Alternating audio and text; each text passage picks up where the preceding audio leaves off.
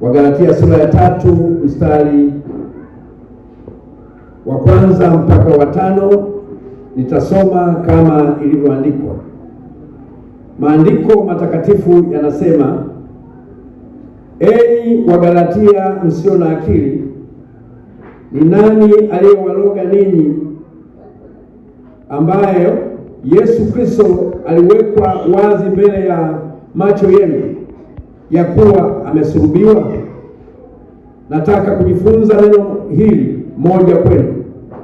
Je, mlipokea Roho kwa matendo ya sheria au kwa kusikia kunakotokana na imani?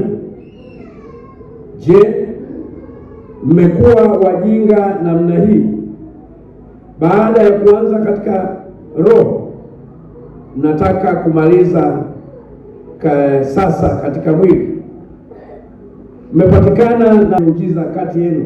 Je, afanya hayo kwa matendo ya sheria au kwa kusikia kutokana na imani? Bwana Yesu asifiwe sana. Bwana Mungu amenisukuma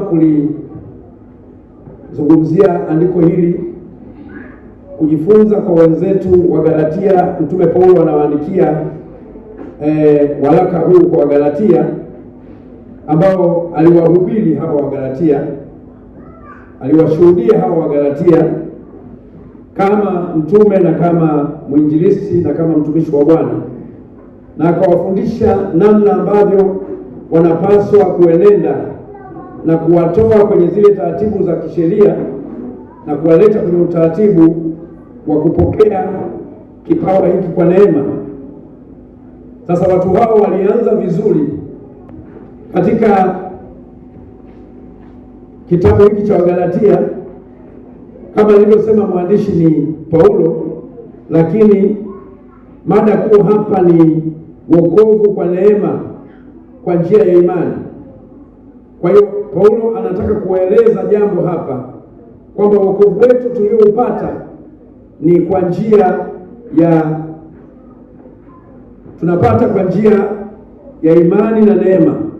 Kwa hiyo akakipa kichwa cha somo au mada kuu hapa kwamba ni wokovu kwa neema kwa njia ya imani, au wokovu tunaupata kwa njia ya imani.